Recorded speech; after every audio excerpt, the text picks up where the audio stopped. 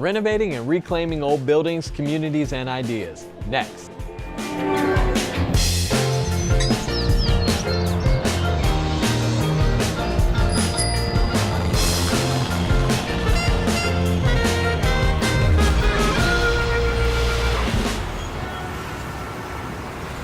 Support for Columbus Neighborhoods is provided by At American Electric Power, we've been proud sponsors of WOSU Public Media for many years and strong supporters of our headquarters city here in Columbus, both downtown and in neighborhoods like yours.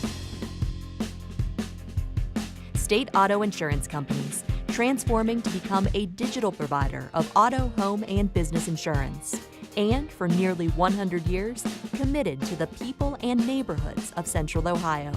State Auto. The Columbus Foundation. Smart philanthropy for a smart city. ColumbusFoundation.org. Bailey Cavalieri. Your relationship with your law firm doesn't need to be complicated, it just needs to be right. CODA. Keeps our community moving forward. Falgren Moortime Marketing and Communications. Think wider. Ohio Health focuses on you and your family with a mission to improve the health of our communities. Women in Philanthropy at Ohio State, changing lives by giving together. And by contributions from these and other Columbus area families who support WOSU. Thank you. There is no place like home, and as the exhibits at the Ohio History Connection show, homes come in all shapes and sizes and are created in all kinds of circumstances. American Addition, one of Central Ohio's first African-American communities, developed just a few miles from downtown Columbus. But for decades, it was a world away. Here's more on a community in transition.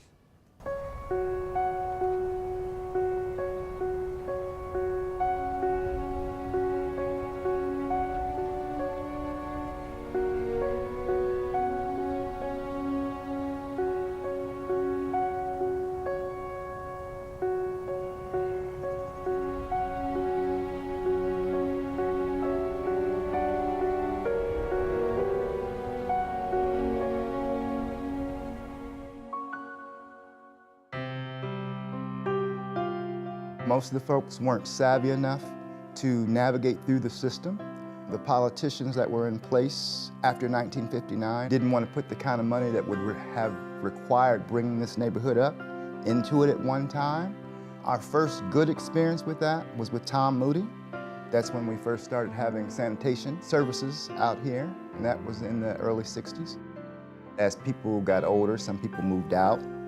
As that occurred, people tore the houses down, the lots became vacant, and so as of 1990, there was a total of 60 homes, and so that left the balance of the 243 lots available for something to occur.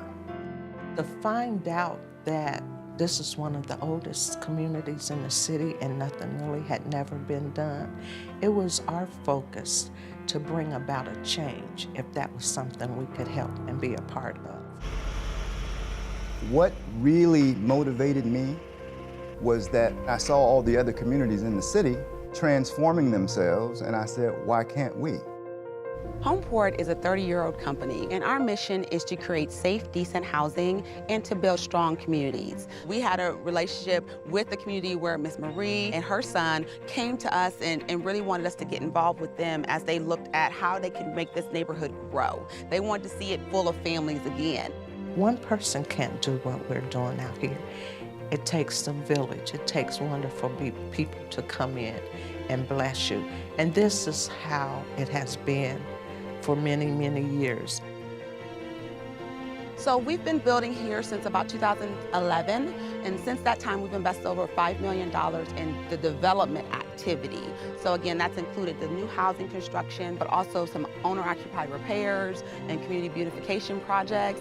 In addition, the city has invested over $11 million in new infrastructure in this community. They built a house, and we was really concerned about who's gonna live next door to us. And my daughter had just recently married, and her husband was financially stable. And I said, guys, you wanna buy a house, you know? And so we closed on it and we moved in July of 2016.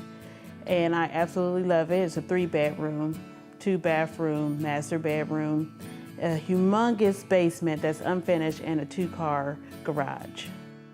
It was the program and the Home Porch program. The program consists of you going in, taking the classes, doing what you have to do, and you give them all your financial information, and they set what is comparable to your income. They walk you step by step from the financing to the lenders to everything. They walk you through it. They set you up for the classes. They help you the whole entire time. So the product that we're providing is truly an opportunity for people to have home ownership that are working middle-income persons that can't attain the higher price points that are available on the market today. And so it's important that we continue to do this work because that affordable, safe, decent house is really the foundation for family stability. They always say that you can tell how a neighborhood is by the summer and at night. And in the summer and at night, it's quiet. I love it. You can hear the birds chirping in the morning, the roosters. We feel safe. It's a really nice neighborhood, and I really enjoy being here. You know, it's always quiet. It just gives you a real different sense being in the heart of the inner city. It's just different. It's just really nice. It's really nice. I think what kept the American Addition moving forward was taking care of your neighbor, supporting your neighbor. When somebody was in need, you helped them. And so I'm thankful for what they've done, both the mayor and the folks at Home Porch.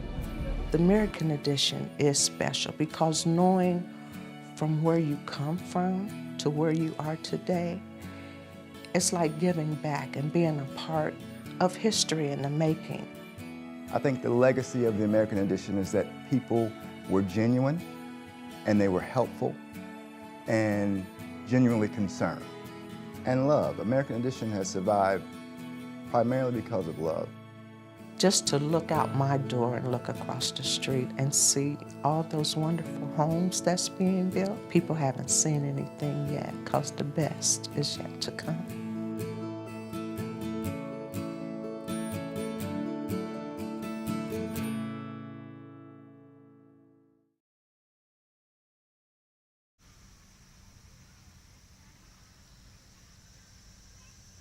Nearly a century ago, you could order just about anything from Sears, including a house that you built from a kit.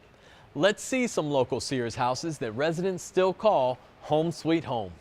The early 20th century was a period that was marked by the kit home, and the idea that you could buy a home that all of the pieces came and could be assembled on your lot became very popular really around 1906, 1908, with Sears having catalogs in virtually every home in America realized that they could be selling more than furnishings for the home, they could be selling the homes themselves.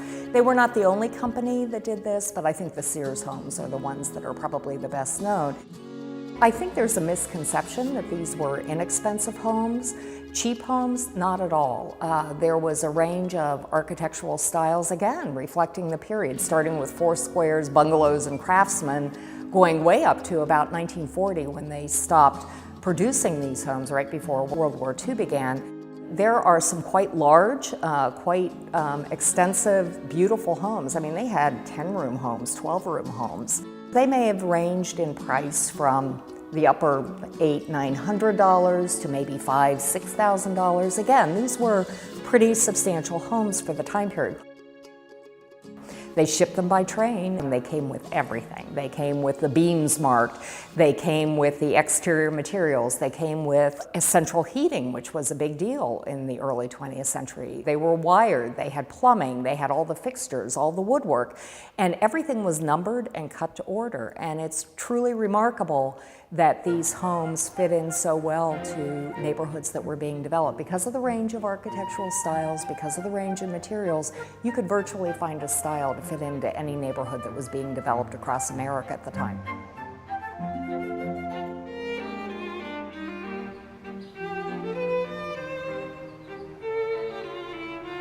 These little twin bungalows behind me have a secret. They were built in the fall of 1927 by Robert Buzard. He had just graduated from Worthington High School a couple of years before. His father was a builder, and he had obviously learned the techniques helping his dad. And these houses, we know from the newspaper, were built in 6 weeks. They excavated the basements the last week in September, and his parents and the next door neighbors, the Whitemans, moved in mid-December.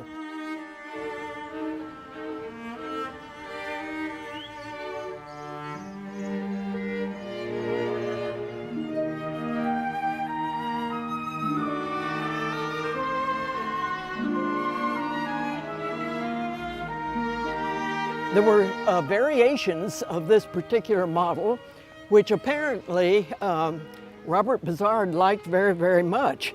He, in the spring of 1928, he came across the street and built 2 more Waltons, which are the same model, the Waltons, but it has a little variation. These Walton models could be varied. You'll see here we have wood siding on one. We have a dormer window for an extra bedroom on the 2nd floor. This was obviously his pride and joy, the Walton model. Unfortunately, the story has a sad ending because we know what happened in 1929 when the economy tanked. Like most builders building on spec, the Buzards were just devastated. And unfortunately, the same thing happened to Sears because they had a mortgage division supporting the honor-built sales, and the whole financial thing collapsed.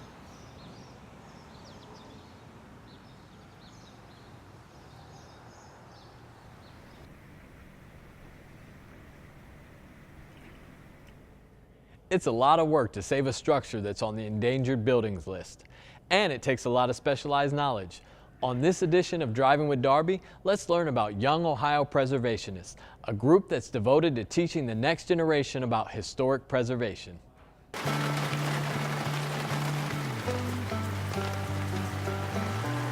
We're on East Long Street on the east side of the city, and the Columbus Landmarks Foundation, which was established in 1977 to promote historic preservation but also good new design, recently established the Endangered Buildings List. The idea of the Endangered Buildings List is to make people aware of properties in the city that are worthy of preservation, but they're in danger of being lost.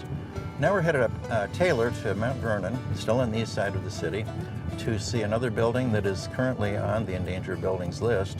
And we're going to also meet with some members of the Young Ohio Preservationists, an interesting group recently formed that's helping to promote historic preservation here in Columbus.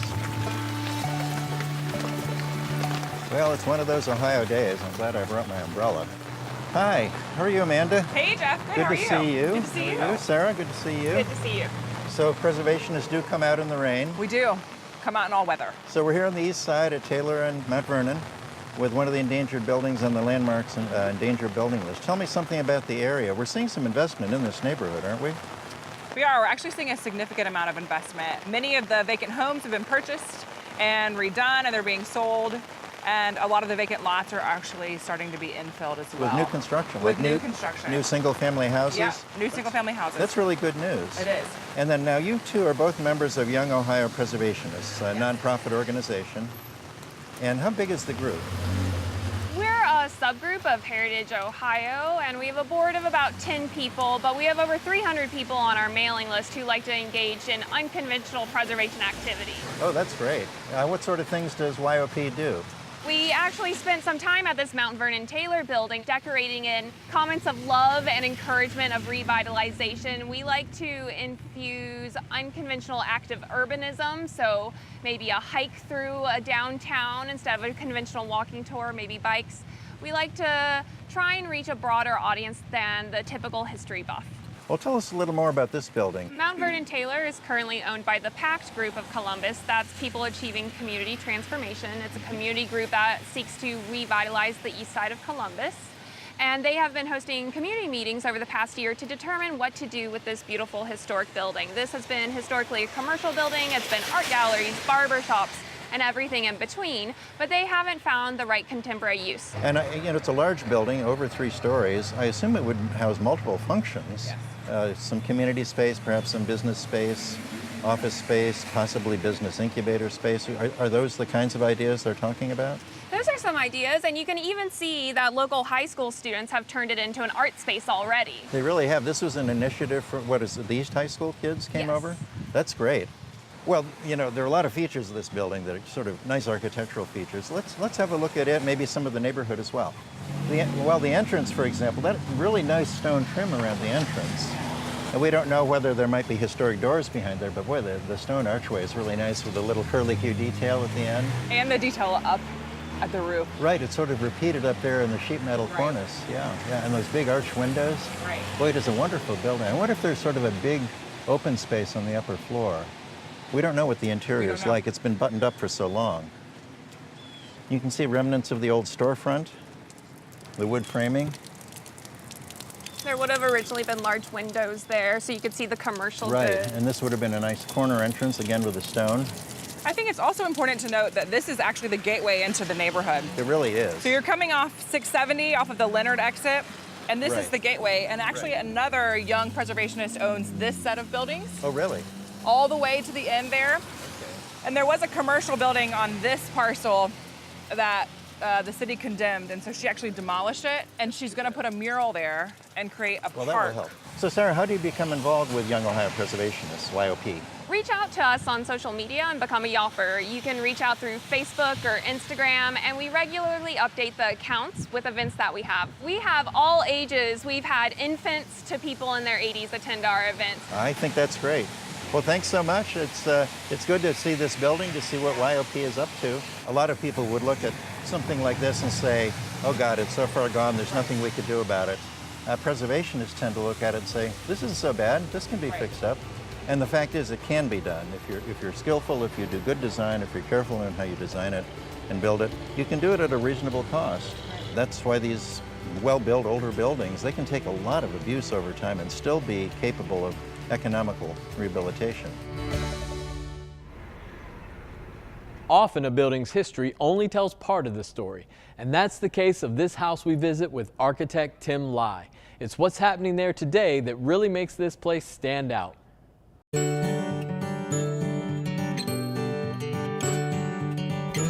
Hi, Kevin. Hey, Tim. Nice to meet you. Hello, Tim. Very nice to meet you, and welcome to our home, Hope Hollow. Well, thank you for inviting me here. Can we go inside and take a look? Absolutely. Let's go.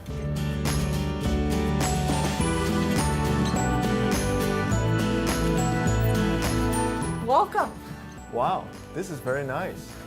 Yes, the kitchen was actually probably the area we had to do the least to, because the family who lived here before us had remodeled the kitchen. And the kitchen was originally 2 rooms, and they knocked out the wall to make it one large kitchen. Well, this is a wonderful kitchen. I would love to see some of the space that you actually restore. Absolutely. We'd love to show you. Let's move into the dining room. Oh, wow, look at this. This is our dining room. Wow.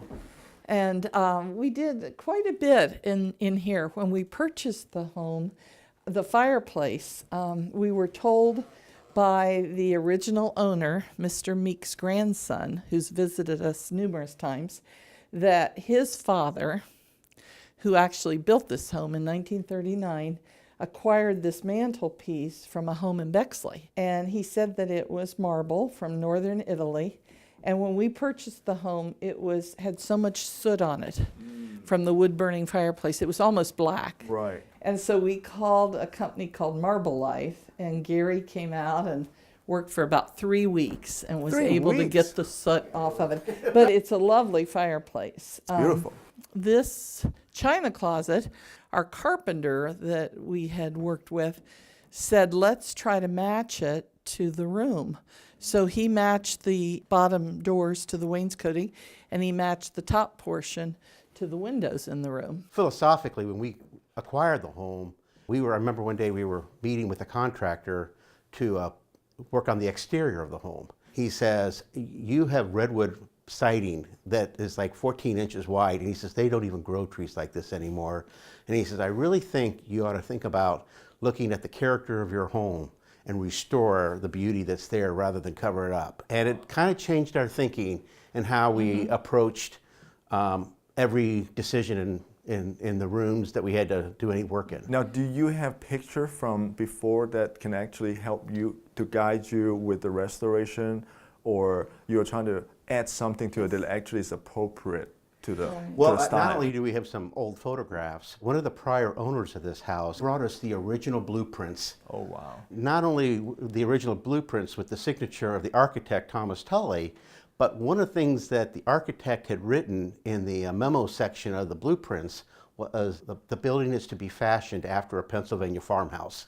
All right. I think one of the cool things about this building that I noticed, you mentioned about the house was built in 1939, which is really like right before the Second World War. And not just in Columbus, but all over the country. There's a very different characteristic and style of the home that was built before and after the war. True. Now this house, the style is actually very simple and almost humble, different, you know, than some of the more kind of post-war design. That's very interesting. Would you like to see the living room? Sure. Let's move through the rest of the house.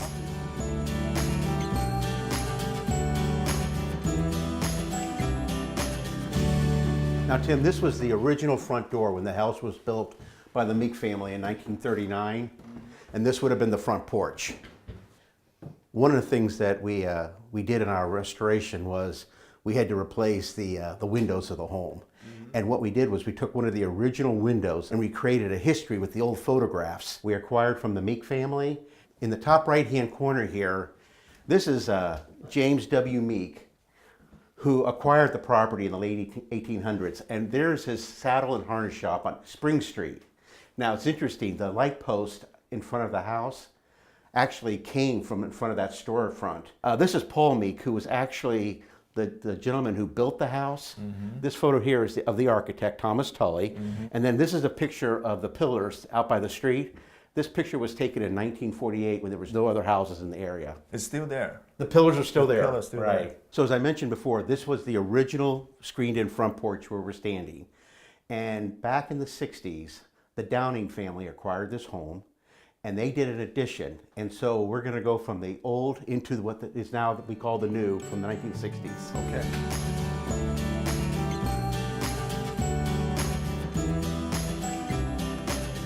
This is the family room. Wow. We did not buy this home just for ourselves. We actually had a mission, I guess you could say.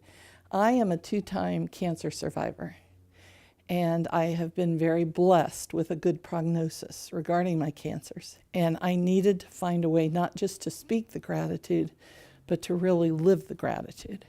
So we decided that we would live that gratitude by helping other cancer patients. And we found this house and we fell in love with it, and it was perfect for what we wanted to do.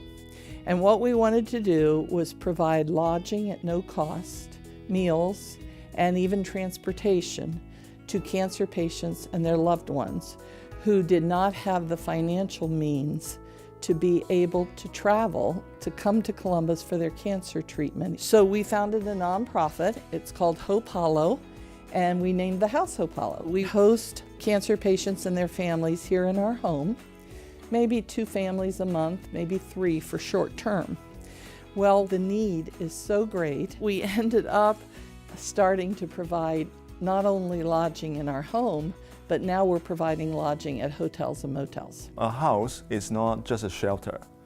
It's also, you know, home, you know, for people to feel comfortable and feel like they're, you know, being taken care of. It's also been very special for me to have researched so much about the Meek family and the architect Thomas Tully in the restoration of this house, because it really gives validity to the walls and to the character of the home, and it's so wonderful to be able to share that with people. This is a great house, and I'm so glad that you guys are adding more meaningful memories to the house. Thank you. And it's great.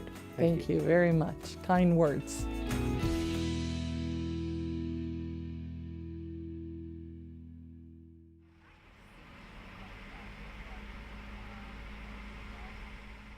If you missed any of our shows, log on to columbusneighborhoods.org. Plus, see our stories on the WOSU mobile app. And you can follow us on Facebook, Twitter, and Instagram. We'll see you back here next week on Columbus Neighborhoods.